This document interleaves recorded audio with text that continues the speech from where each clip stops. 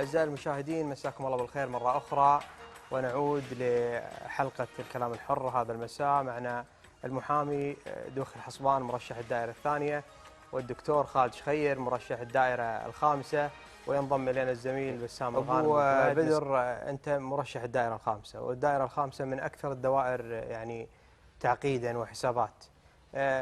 شلون تشوف النتائج حتى الآن؟ انسحاب نواب ودخول وجوه جديدة، شلون تقرأ الدائرة الخامسة؟ بسم الله الرحمن الرحيم. أنا أعتقد أن الانتخابات القادمة اللي هي انتخابات 2012 راح تكون كلمة الفصل يعني للشباب. يعني أعتقد أن الحراك الشبابي الأخير اللي صار، التوعية السياسية اللي حصلت أو صاحبت هذا الحراك، شفنا لها يعني نتاج في الفترة السابقة، واعتقد ان هذا الحراك سوف يستمر ويكون له تاثير مباشر في الانتخابات بشكل عام. شلون ترى الاتحاد الخليجي او الفكره؟ والله انا اعتقد ان يعني الاتحاد قائم من فتره طويله يعني، واحنا يعني انا استغرب ان الكويت او بعض الكويتيين عندهم تحفظ على هذه الكونفدراليه الخليجيه، مع العلم ان نواه هذه الفكره نشات من الكويت. يعني بدايه انشاء منظومة دول مجلس التعاون كانت فكرة كويتية. أول من استفاد من هذه الفكرة هي الكويت. يعني بعد تشكيل هذه المنظومة، منظومة دول مجلس التعاون في عام 1981، أول دولة استفادت من هذه المنظومة هي الكويت في عام 1990. فلذلك أنا أعتقد أن جميع الدول، يعني ننظر إلى أمريكا، ننظر إلى الدول الأوروبية، ننظر إلى كثير في البلدان في العالم قاعد تعمل اتفاقيات، قاعد تعمل اتحادات مشتركة بينها حتى تقوي من دولها داخل أو من يعني لمواجهة الخطر الخارجي. أنا أعتقد أن اليوم يجب أن يكون هناك اتحاد كونفدرالي خليجي للحفاظ على وحدة هذه الأراضي. احنا اليوم دول الخليج 6، عددنا يعني مقارنة في بعض الدول المجاورة عدد قليل نسبي، لذلك يجب أن تتوحد هذه الدول في منظومة أكثر وضوحا. يعني منظومة دول مجلس التعاون كانت من باب تقارب العائلي، تقارب الديني، تقارب العادات والتقاليد، لكن احنا الآن مطالب منا كشعوب أن نضغط على حكوماتنا أن تكون هذه المنظومة واضحة. يعني احنا ما نطالب السعوديين في لهم شأن خاص في قضية تطبيق الشريعة. الكويت عندها دستور، تختلف الأنظمة الداخلية من دولة إلى أخرى، لكن لا يمنع أن نتفق حول بعض النقاط الأساسية فيما يخص السياسة الخارجية، فيما يخص الدفاع المشترك. أعتقد أن الكونفدرالية الخليجية الآن أصبحت ضرورة يجب أن يتم يعني تحقيقها بأسرع وقت. دكتور، أنت يعني ناشط، يعني بحسب متابعتي يعني كنت أشوف كثير يعني حتى في مسألة المظاهرات اللي كانت تقوم أمام السفارة السورية. نعم. في الفترة الأخيرة، وكان لك كلام طيب أنا أذكره، يعني كانت إحدى الله يجزاك خير. فاهتمامك يبدو أن لك اهتمام يعني حتى في الشأن الخارجي، وهذه إشكالية عندنا في مجلس الأمة، أن لحد الآن رغم مرور 50 سنة، ويمكن هذا السؤال بعد يكرر لأبو محمد، رغم مرور 50 سنة لا زال مجلس الأمة مقيد في الشأن الداخلي الكويتي فقط. هل لكم نظرة مستقبلية يعني لأداء مجلس الأمة التوسع في مسألة القرار الخارجي لدولة الكويت؟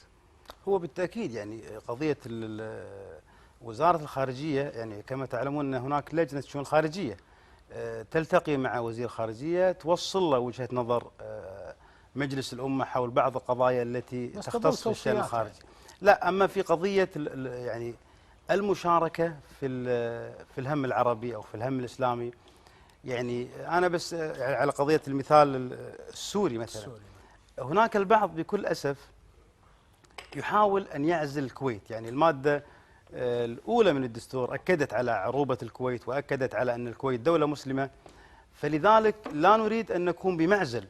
أنا اليوم واجبي كمسلم أن أطبق حديث الرسول صلى الله عليه وسلم: من رأى منكم منكرا فليغيره بيده، فإن لم يستطع فبلسانه، فإن لم يستطع فبقلبه، وذلك أضعف الإيمان.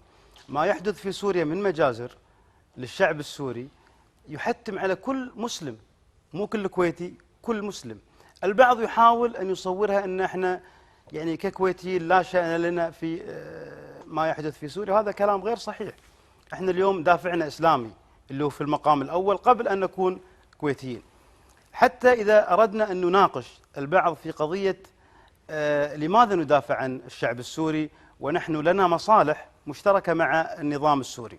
انا بس احب اذكر البعض ان فاروق الشرع اللي هو حاليا نائب رئيس مجلس الوزراء في سوريا، عندما سقطت صواريخ صدام حسين في 2003 على منطقة الجهرة وعلى بعض مناطق الكويت، تم عقد قمة عربية طارئة في مصر، وكان الشيخ محمد صباح السالم موجود، كان هو وزير خارجية الكويت. فقال أنا أطالب الجامعة العربية بإصدار بيان يدين سقوط الصواريخ العراقية على الكويت. فرد عليه فاروق الشرع وقال له أنتم أصلا الكويتيين ما لكم سيادة على أرضكم.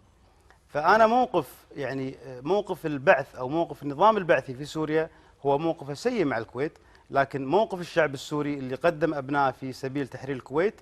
والعامل المهم جدا حتى نبعد عن الأمور السياسية والأمور الطائفية، أنا أتكلم عن مسلمين يقتلون في سوريا، انسان حتى قبل لا يكون بالضبط مسلم. بالضبط. يعني هذه هي قضية إنسانية في المقام الأول، وقضية كذلك إسلامية يجب أن نتحرك لها، وإن لم نستطع أن نتكلم أقل شيء أن نشاركهم في إقامة المهرجانات للتعبير عن وجهة نظرنا كشعب كويتي من موقفنا أو مبين موقفنا من اللي قاعد يصير في سوريا.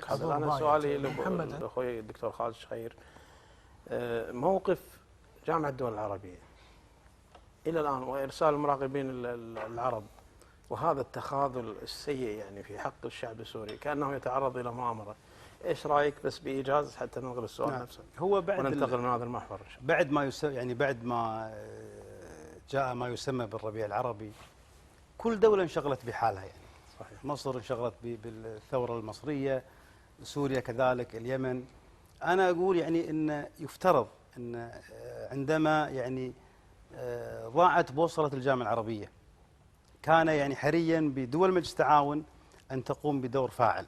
يعني أنا كنت أتمنى أن يستمر الدور الإيجابي لدول مجلس التعاون في قيادة دفة الوطن العربي في القضية اليمنية اللي حلوها دول مجلس التعاون. في القضية السورية كان هناك تحرك واضح لدول مجلس التعاون. فأنا أعتقد أن لا نستطيع أن نطلب من الجامعة العربية الآن لانشغال كل دولة بشأنها الخاص، وهناك ضغوط على كل دولة، لكن الدول المستقرة سياسيا هي دول مجلس التعاون. لذلك أنا أتمنى أن يكون لها دور إيجابي في قيادة الجامعة العربية في المرحلة. أنا بس لي تعليق على كلمة أخونا أبو محمد. يعني قضية أن نصف نواب الأمة بشكل عام أنهم كانوا مع أحد الفريقين، هذا أعتقد أنه يعني إجحاف بحق الكثير من النواب.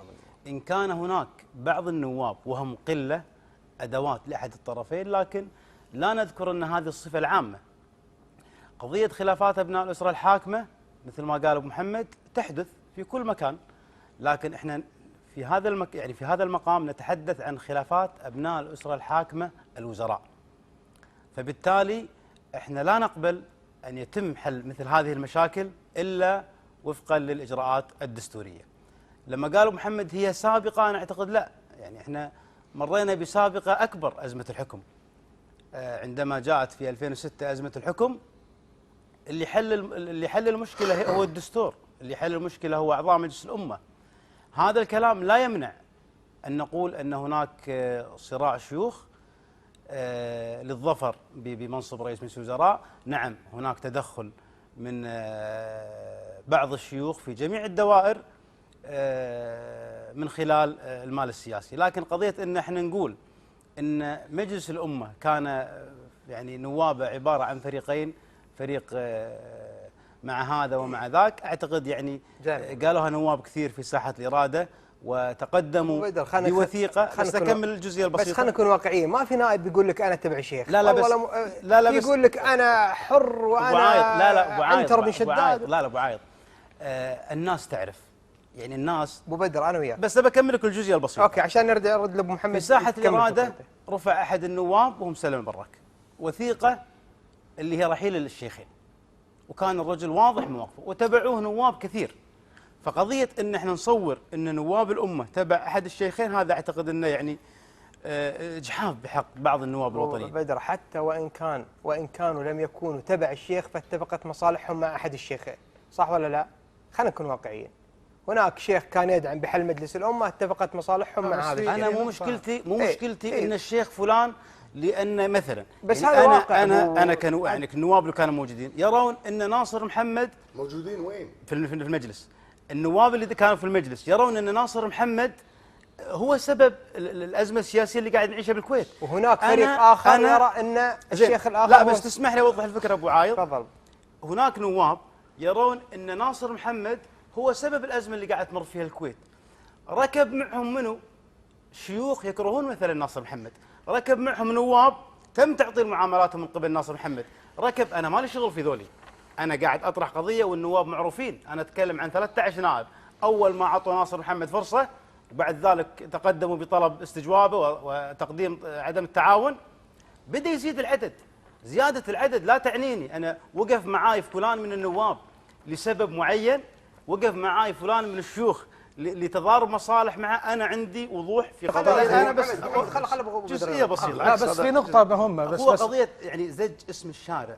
لما نتكلم خلينا نشيل الشارع حتى تتضح الامور للمشاهد الكريم.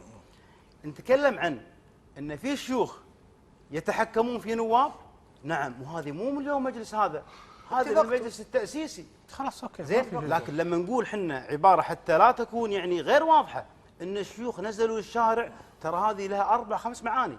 لكن تقول لي ان في شيوخ يمتلكون اراده نواب، اقول لك نعم، اتفق معاك. مو مجلس اللي طاف، حتى المجال يعني السابق ما صار مهرجان الوفاء، ما ادري شنو هذا. شنو مهرجان شنو؟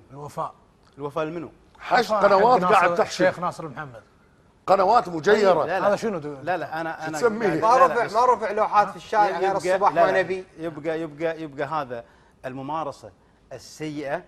هو رئيس مجلس وزراء نزل ولا ما نزل؟ بس بقول لك شغله، انا ما اقدر اقول لك ان ناصر محمد منزلهم، وان كانت قناعتي ان ناصر محمد منزلهم، لكن يبقى ذول كويتيين واحرار يبي يطلعون يبي يدافعون عن ناصر محمد او بيكونوا ضد ناصر محمد.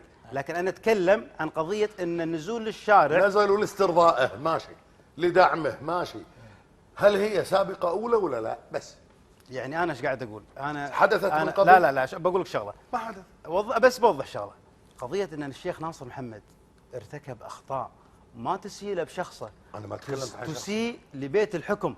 يعني اليوم الشيخ ناصر محمد، وهذا خطا، يعني اعتقد انه مو الشيخ ناصر يسال عنه، انه يجب ان تنتبه الاسره لذلك. المنظومه بالضبط. لما يطلع ناصر محمد، الشيخ ناصر محمد، ويصور من خلال اعلامه ان اللي قاعد يروحون بالاراده الرسمي هم ضد الحكم وضد اسره الصباح، وان بعض الاسره يسمحون له بدعم هذا الاعلام، انا اعتقد انه خطير. يعني نظره ابو محمد السوداويه شوي، ان مجلس جداً. الامه يعني تحول الى تعامل كجهاز مخابرات. يعني ومن حق الرجل ان يطرح مثل هذا الطرح، ومن حقنا ان نخاف من هذا الطرح. يعني نعم. كمواطنين، انت شلون تشوف هذا الطرح من ابو محمد كمواطن قبل ان تكون مرشح؟ نعم. هو في البدايه يعني انا ايد كلام ابو محمد ان الحكومه تجرأت في البدايه في موضوع فيما حصل مع النائب فيصل المسلم. هي قبل ان تقدم على اختراقات الدستور من خلال مواد عديده، منها ماده اللي هي تتعلق بحصانه النائب، منها تعطيل الجلسات، انتقلت بعد ذلك الى مواد يعني تجاوزت مواد دستوريه، انه لا يجوز يعني الحط من كرامه الانسان، لا يجوز اقتحام المنازل، وهذا كل الكلام في مواد دستوريه. انتهكت هذه الحكومه جميع هذه المواد، وانتهكت الدستور عندما يخرج لنا البعض من مؤيدي الحكومه يقول ان ذولي داسوا ببطن الدستور. انا اعتقد انه فوق 40-50 ماده دستوريه الحكومه يعني همشتها وتجاهلتها بعد ان سيطرت واحتوت الاغلبيه البرلمانيه. وكانت يعني راح تمشي في هذه الامور، او تمشي في هذا التجاوز على المواطنين وعلى الشعب وعلى اموال الشعب، الى ان خرج موضوع القبيضه. بعد ذلك خرج يعني شيء غير متوقع للحكومه. هي بعد ما تمكنت من مجلس الامه كنا نسمع العباره الشهيره لهم اذا عندكم شيء طلع. روحوا المجلس جميل. الامه. أنت لا بس اكمل جزئيه تفضل. لو تكرمت. بس باختصار لانه ويانا ان شاء الله. كانوا يقولون اذا عندكم شيء، طبعا بعد ما حطوا الدستور بجيبهم ومجلس الامه بجيبهم، قالوا اذا عندكم شيء روحوا مجلس الامه. ونسوا ان هناك شيء اللي هو خط الدفاع، اللي هو الشعب مصدر السلطات.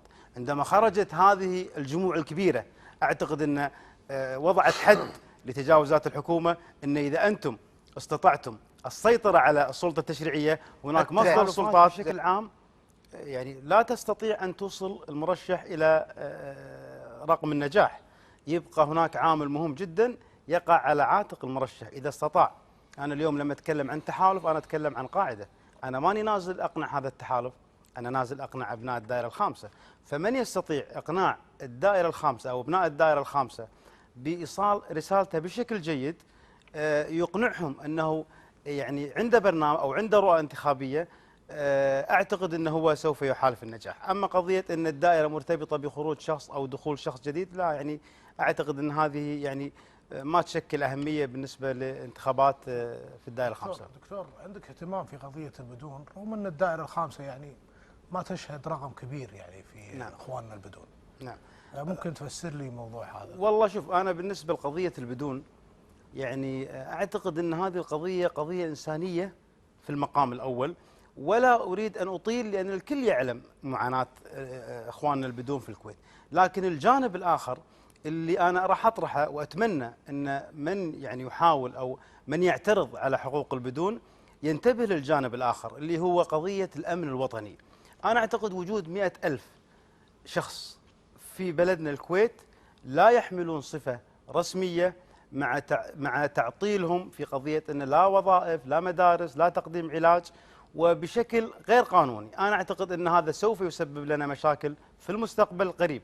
انا ما اقول ان هذه الفئه هم اخواننا وربعنا واهلنا وعاشوا معانا فتره طويله، لكن انا قاعد اقول لان الدوله مقصره معاهم فهم معرضين للقيام ببعض المشاكل التي تؤثر على البلد، وانا يعني انزه الغالبيه العظمى منهم، ولكن هم فئه او بيئه خصبه للاستغلال الخارجي. جميل. لذلك انا بس اختم موضوع البدون في قضيه ان احنا ليش نلف وندور طوال هذه السنوات ونقول من يستحق. يعني انا تفاجأت بتصريح صالح الفضاله، يعني الرجل الفاضل صالح الفضاله اللي انا اختلف معه ان طول تاريخه السياسي كان ضد هذه الفئه، بالتالي جابوا هذا الرجل وحطوه على هذا الجهاز ويطالبونه بحل. صالح الفضاله صرح تصريح غريب قبل شهر، قال لدينا، يعني انا ما انسب له شخصيا، انا انسب للصحافه على لسانه، قال لدينا بعض البيانات وبعض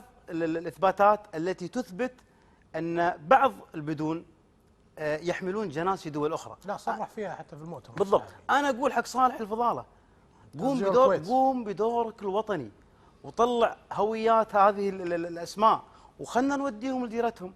ليش نلف وندور؟ انا اقول الحكومه اذا كانت جاده وحتى لا يفرض علينا الحل من الخارج ان نحط معيار احصاء 65، من لديه احصاء 65 يستحق الجنسيه الكويتيه، ومن لا يحمل هذا الاحصاء تجد الدوله طريقه انه ما يقعد بالكويت حتى باي طريقه كانت. ما يصير انا اخلي فئه موجوده بالكويت لا تحمل اي صفه قانونيه. انا اتمنى ان الحكومه القادمه بالتعاون مع المجلس ان يضعون حل حتى لا يفرض يعني علينا. ماذا ينقص الديمقراطيه الكويتيه؟ شوف انا الاخ سطام تكلم عن نقطه مهمه جدا. الدائره الواحد تتفق اللي هي وياه؟ اللي الماده 181 من الدستور قالت لا يجوز تعطيل اي ماده من مواد الدستور. الكلام الاخ سطام الرشيدي هو موجود الماده 181. انا اعتقد يعني ان المرحله القادمه دائما احنا نتغنى بالرجال الاوائل اللي وضعوا لنا هذه الوثيقه اللي حمتنا من زوبعه الربيع العربي. لذلك دائما نتغنى فيها. احنا شنو قدمنا للاجيال القادمه؟ قدمنا لهم نقول هذه وثيقه قدمها لنا الاباء نقدمها لكم مره اخرى ل50 سنه قادمه. انا اعتقد ان هناك يجب اذا كنا جادين وحتى نخرج من الحلقه المفرغه اللي قاعد ندور فيها ان نطرح تطوير الدستور. زين، ابو راكان العجمي يسال، وهذا عجمي عاد مشكله اذا ما قلنا سؤال ندش في متاهات. ونعم. راكان وعجمي، راكان وعجمي ما تقدر. الله يطول عمرك. شنو توقعاتك للتغيير في الدائره الخامسه؟ لا شوف انت ما تقدر تتكلم. لا نبيها يعني ما يعني- توقعات ابو لا بدر، لا تصير دبلوماسي اكثر من لا لازم. مو عند دبلوماسيه. لا تصير انت تتوقع التغيير نسبته كم؟ ما فيها شيء. انا ما لا قلت لك. التغيير حصر نسبه يعني الان في يعني اتكلم عن الانتخابات، التغيير هذا السابق هذا الانتخابات في علم الغيب، والحديث في علم الغيب هذا شيء من يعني طيب من غير مقبول. يعني ما في توقع. ابو محمد، انا يقول لك المحامي عبد العزيز السليمي اذا نجحت كسبك المجلس وخسرتك المهنه، واذا خسرت كسبوك اهل المهنه وخسروك المجلس، فكل الحالتين ربحان. الله يجزاك خير. يحبك الظاهر بزياده ابو الاخ عبد لكن العزيز. ليس ثمة ما يمنع قانونا من ممارسه المهنه تمثيل الأمة وممارسته. وممارسة المهنة، ما عدا رئاسة مجلس الأمة اللي أعتقد محجوزة وخالصة ومتفق عليها بالصفقة زين. المعهودة. في حال مؤخراً. باختصار لانه ما في وقت بناخذ اسئله سريعه، في حال ترشح النائب احمد السعدون للرئاسه واشخاص اخرين، لمن يذهب صوت حسب المنافس على الرئاسة. دكتور ايش حكايه خالد؟ الصفقه دكتور؟ يعني الصفقة يعني الأخيرة. لما تقول لي مثلا في علم باختصار- الغيب باختصار. اذا نازل مثلا ضده مثلا شخص وطني اخر، انا في انا ابو بدر، انت حطيتنا منجمين تتكلم في علم الغيب. لا كلها توقعات يا ابو انت بدر. الان احمد السعدون يستحق ان اللي يصوت له، لكن لما جميل. تقول لي خلاص. من الشخص هو المقارن الأوفر معه. حظا. سلطان العويد يقول لك فالك المجلس. الله يجزاه خير. ويعني الوقت في الحقيقه الحلقه ما في كلمه اخيره كالعاده؟ اكيد فيها إيه. كلمه اخيره. الحديث وياكم شيق، وكان ودنا ناخذ بس ورانا اخبار نعم. وعلي الخالدي والمخرج فدني، فكلمه اخيره لك ابو بدر. نعم، انا قاعد اقول ان باختصار شديد ان الكويت بشكل عام اذا اردنا ان نصلح الخلل اللي قاعد يصير يجب ان نصلح راس الهرم في الحكومه. رئيس مجلس الوزراء القادم يجب ان يكون بحجم المسؤوليه. احنا الان نتكلم، اذا بتتكلم عن مأساة ام الهيمان، تتكلم عن مأساة الاهل الاحمدي، تتكلم عن مأساة الجامعات جميل. والتطبيقي في نبي باختصار. هذا الكلام ما في وقت. هذا الكلام لا يصلح اذا كان رئيس مجلس الوزراء غير قادر على اداره مجلس الوزراء. وضحت. لذلك في مواصفات معينه. وضحت الفكره. نعم، يعني تفضل. طبيعه او شخصيه رئيس الوزراء هي